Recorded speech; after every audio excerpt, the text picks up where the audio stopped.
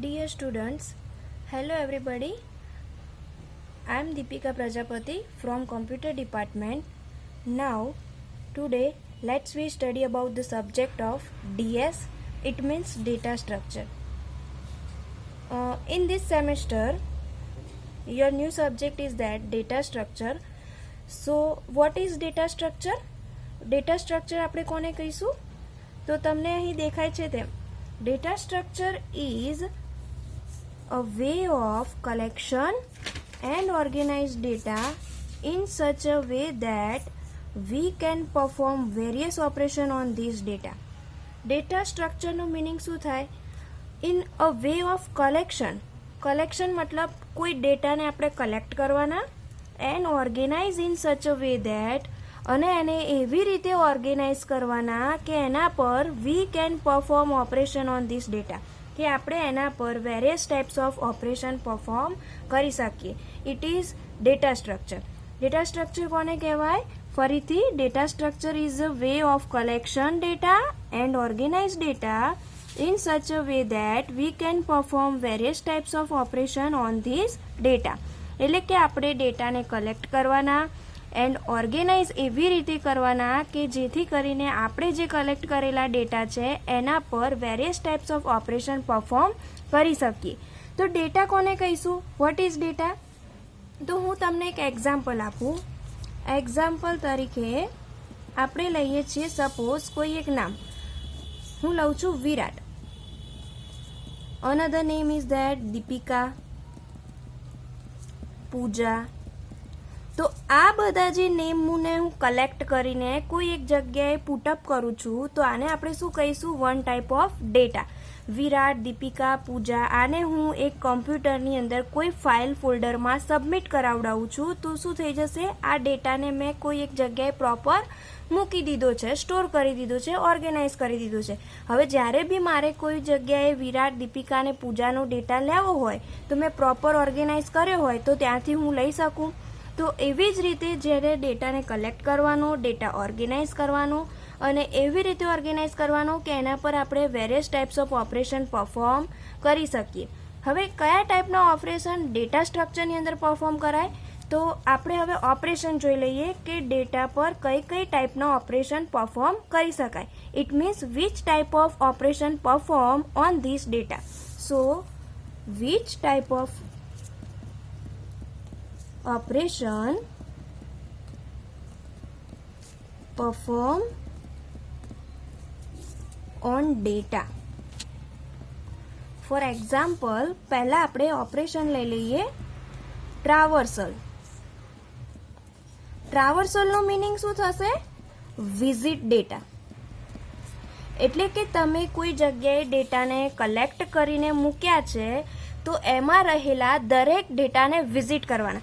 It means that every data visit step by step. દરેક ડેટાને step by step visit કરવાના. એને આપણે શું કહીશું? ટ્રાવર્સલ ઓપરેશન પરફોર્મ કર્યું કહેવાશે. સેકન્ડ ઓપરેશન હું લઈ લઉં છું ઇન્સર્શન. Insertion means what? કે મારા જોડે કલેક્ટ કરેલા ડેટામાં મારે કોઈ એક ડેટાને એડ કરવો છે તો હું એને શું કરીશ? ડેટાને એડ કરવા માટે ઇન્સર્ટ કરાવડાવીશ, ડેટાને એક એડ કરાવડાવીશ. તો એ ઓપરેશન શું થઈ જશે? Insertion means add data. Third operation લઈએ આપણે ડિલેશન. ડિલેશન મીન્સ કે કલેક્ટ કરેલા ડેટામાંથી અનવોન્ટેડ ડેટાને રિમૂવ કરવા છે જે આપણે ઈચ્છતા નથી કે આ ડેટાને આપણે નથી જોઈતો તો એને આપણે શું કરીશું? Remove data. So it's known as a deletion. એના પછી આપણે લઈએ સર્ચિંગ ડેટા. સર્ચ મીન્સ કે આપણી જોડે મોર દેન વન ડેટા કલેક્ટ થઈ ગયા છે અને એમાંથી આપણે કોઈ ડેટાને ફાઇન્ડ કરવો છે, શોધવો છે તો એના માટે કયું ઓપરેશન પરફોર્મ થશે? Search operation.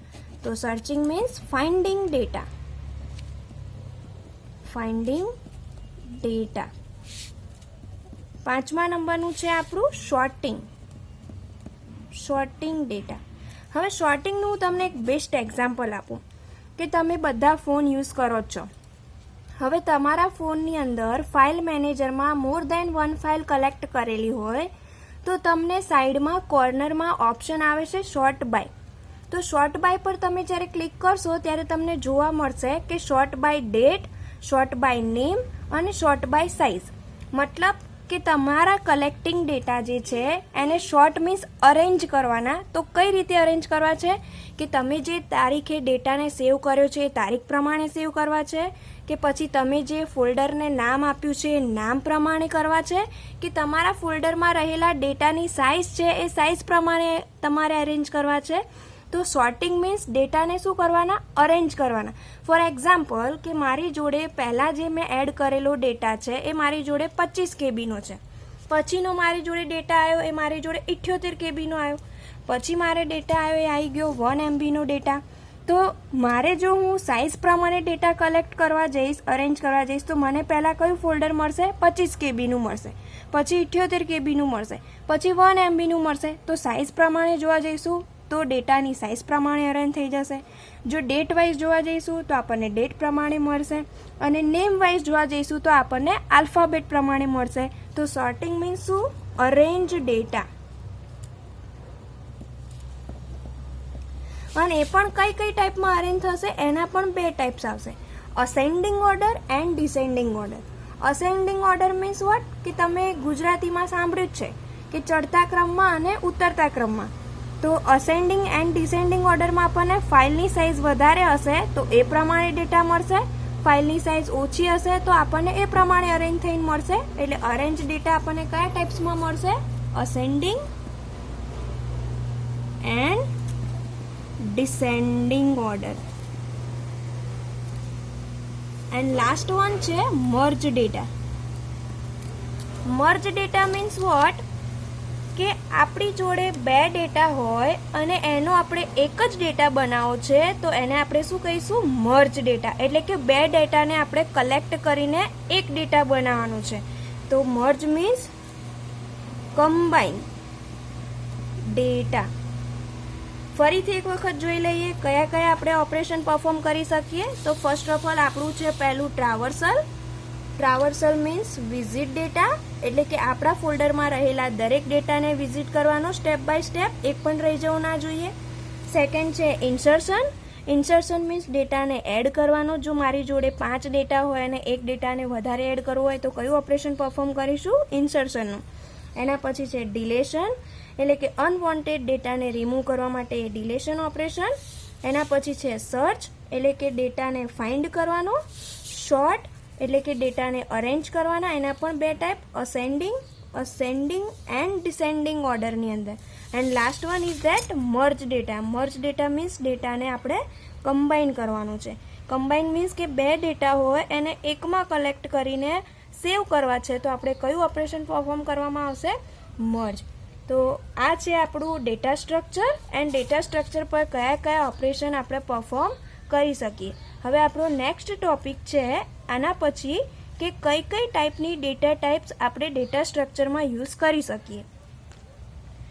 You can show in the which data type used in data structure. તમે અહીં જોઈ શકો છો કે કયા ટાઈપની ડેટા ટાઈપ ડેટા સ્ટ્રક્ચરમાં યુઝ થાય છે. તો ફર્સ્ટ ઓફ ઓલ પહેલી ડેટા ટાઈપ હું લઉં છું integer.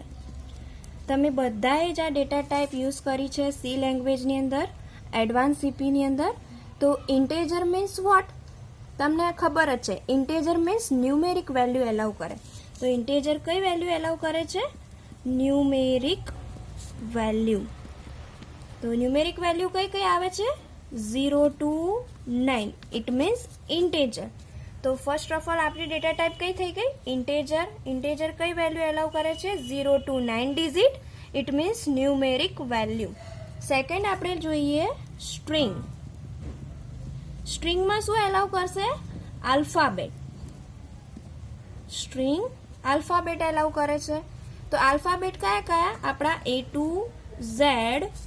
Otherwise this type of A to Z, this is a capital letter and here is a small letter, and these two types allow string data type. String data type કઈ કઈ data type allow કરે છે? A to Z in capital letters and A to Z in a small letter. એના પછી આપણે જોઈએ float and double. float and double both are allow pointing value. Float and double કઈ value allow કરે છે? Pointing value. For example suppose 78.09, તો અહીંયા તમે જુઓ છો કે 09 આપણા પોઈન્ટ પછીની 2 ડિજિટ આપેલી છે. તો જો આવી વેલ્યુ આપણે એલાઉ કરાવડાવી હોય તો ડેટા સ્ટ્રક્ચર સબ્જેક્ટની અંદર આપણે કઈ ડેટા ટાઈપ્સ યુઝ કરી શકીએ? Float and double. એના પછી નેક્સ્ટ આપણે જોઈએ ડેટ એન્ડ ટાઈમ. તો ડેટ એન્ડ ટાઈમ શું એલાઉ કરે છે? બેઝિકલી નામ પરથી આઈડિયા આવી જશે. ડેટ એન્ડ ટાઈમ આપણને શું એલાઉ કરશે? ડેટ અને ટાઈમ મેન્શન કરે છે. સો અહીંયા આપણે ઇન્ટીજરનો તમે યુઝ કરેલો છે, સ્ટ્રિંગનો પણ ઓલરેડી યુઝ કરેલો છે, ફ્લોટ એન્ડ ડબલ પણ યુઝ કર્યો છે. Date end time I think use નથી કર્યો. તો એ હવે આપણે નેક્સ્ટ જ્યારે પણ આગળ સ્ટડી કરીશું એમાં આપણે જોતા જઈશું કે ડેટ એન્ડ ટાઈમ કઈ રીતે યુઝ થાય છે. તો આ ટાઈપની જે ડેટા ટાઈપ છે એને ડેટા સ્ટ્રક્ચરમાં એક અલગથી નામ આપવામાં આવ્યું છે અને એને આપણે શું કહીએ છીએ? Primitive data structure. Primitive data structure. તો આ ટાઈપની ડેટા ટાઈપને તમે શું કહી શકશો? It is also known as a primitive data structure. First of all, integer, it's allow a numeric value. It means that 0 to 9 digit allow in our integer value. Second one is that string, it allow A to Z capital letter and A to Z a small letter. It's known as a alphabet. Third one is a float and double, and this is allow a pointing value. For example 78.09. So here after a point you all are show 0 and 9 digit allow only for a float and double. And after date and time, તો date and time basically શું allow કરે છે? Date અને time mention કરે છે. અને આ બધી જ ડેટા ટાઈપ આપણા ડેટા સ્ટ્રક્ચરની અંદર કયા નામે ઓળખવામાં આવે છે? Primitive data structure. હવે પ્રિમિટિવ ડેટા સ્ટ્રક્ચર એ આ બધી તમે યુઝ કરેલી નોર્મલી આવી ગયું. બટ આનાથી નવું ડેટા સ્ટ્રક્ચરમાં હવે શું? તો પ્રિમિટિવ ડેટા સ્ટ્રક્ચર પછીનો એક બીજો પણ એક ભાગ છે ડેટા સ્ટ્રક્ચરનો, એ છે આપણો કોમ્પ્લેક્સ ડેટા સ્ટ્રક્ચર. સો હવે આપણે સ્ટડી કરીશું complex data structure. Now dear students, you all are showing this page complex data structure and it is also known as a abstract data structure. આપણે આના પહેલાં આપણે શું સ્ટડી કર્યું?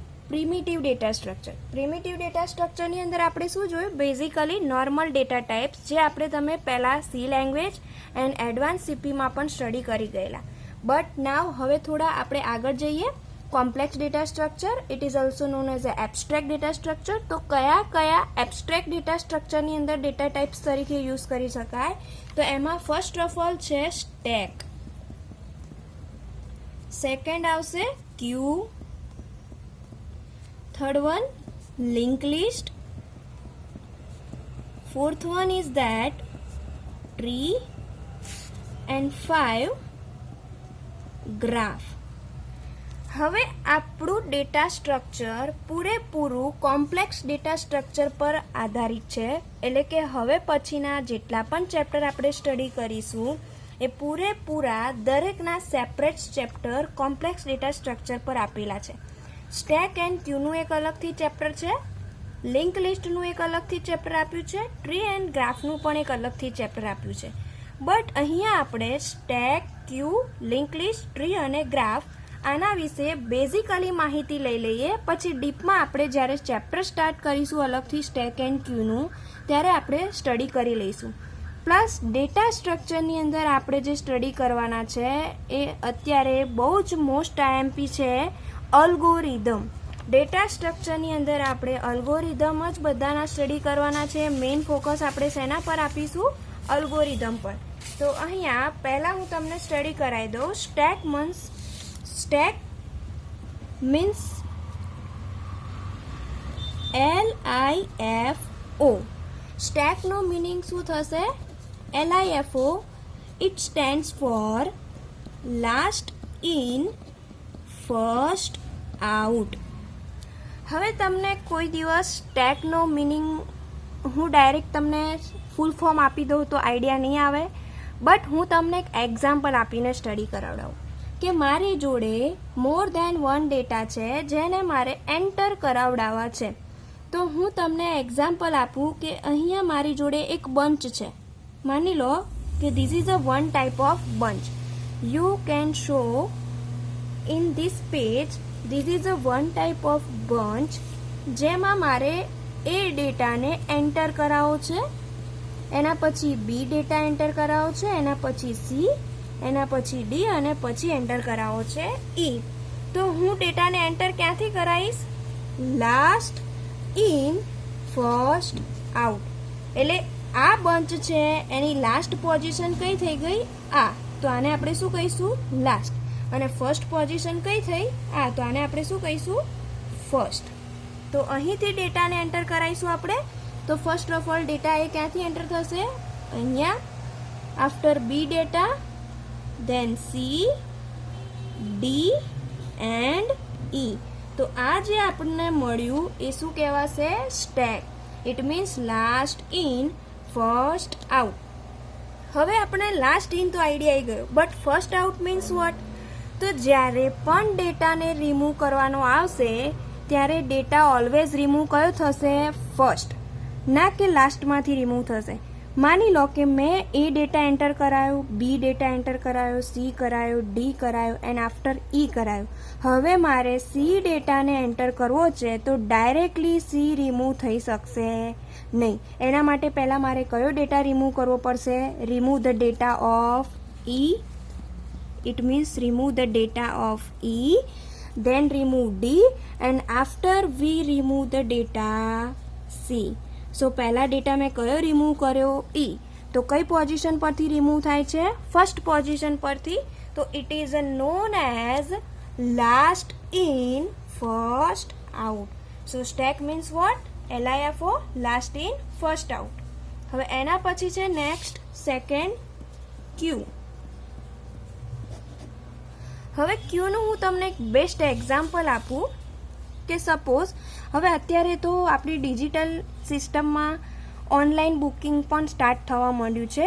રેલવે સ્ટેશન હોય કે બસનું ટ્રાન્સફર કરવું હોય તો એમાં ઓનલાઈન બુકિંગ સ્ટાર્ટ થઈ ગયા છે. બટ હજી પણ ઘણી જગ્યાએ આપણે જોવા જઈએ તો રેલવે સ્ટેશન પર ટિકિટ વિન્ડો પર પણ આપણને લાઈન જોવા મળે છે, ક્યુ.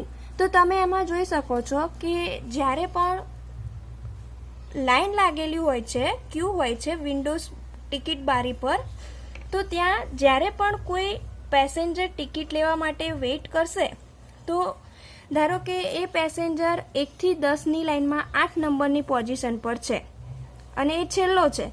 તો એ જ્યારે 8 નંબરની પોઝિશનવાળો છે એ ફર્સ્ટ ક્યારે આવશે? તો જ્યારે પહેલા નંબરનું ટિકિટ લઈને બહાર નીકળશે, પછી બીજા નંબરનું ટિકિટ લઈને બહાર નીકળશે, પછી ત્રીજા નંબરનું ટિકિટ લઈને બહાર નીકળશે, પછી ચોથા નંબરનું. એમ જેમ જેમ આગળથી રિમૂવ થતા જશે એમ એમ આ 8 નંબરવાળો આગળ પાસ થતા ટિકિટ વિન્ડોએ પહોંચી જશે. તો ક્યુમાં કેવું છે કે ફર્સ્ટ ઇન ફર્સ્ટ આઉટ, જ્યારે સ્ટેકમાં કેવું છે? Last in first out. એટલે ક્યુનું આપણે શું લઈશું? FIFO means first in first out. હવે હું તમને અહીંયા એ જ એક્ઝામ્પલ બતાવી દઉં. ચલો આપણે માની લો કે અહીંયા ટિકિટ વિન્ડો છે, બરાબર, અને અત્યારે કોઈ જ પેસેન્જર ટિકિટ લેવાવાળું છે નહીં. તો અહીંયા પહેલાં જ એન્ટર હું લઉં છું, મારી જ પહેલી એન્ટ્રી છે. તો જેવી હું પહેલી એન્ટર થઈશ ફર્સ્ટ ઇન, ડાયરેક્ટલી ટિકિટ વિન્ડોએ પહોંચી જઈશ અને મારી ટિકિટ લેવાઈ જશે એટલે હું જ બહાર નીકળી જઈશ. એટલે જે ફર્સ્ટ એન્ટર થયું એ જ ફર્સ્ટ આઉટ થયું. સમજણ પડે છે? માની લો કે અહીંયા હું એ નંબરની છું, હું એન્ટર થઈ, પાસ થતાં ચાલતા ટિકિટ વિન્ડોએ પહોંચી, મારી ટિકિટ લેવાઈ ગઈ અને હું જ બહાર નીકળી ગઈ. હવે એના પછી તરત એવી રીતે બી નંબર આવે છે તો બી પણ પાસ થતાં બી ટિકિટ લેશે, બહાર રિમૂવ થઈ જશે. એવું તો નથી થતું કે ચલો એ અહીંયા છે, બી અહીંયા છે, સી અહીંયા છે, ડી અહીંયા, ઈ, એફ અને જી. એનો મતલબ એવું નહીં કે આ ફર્સ્ટ ઇન અને અહીંયાથી first out. It's not possible. ક્યુની અંદર દરેક ડેટા શું થશે? 1 by 1 પાસ થશે. એના એ જગ્યા પર પોતાના પોઝિશન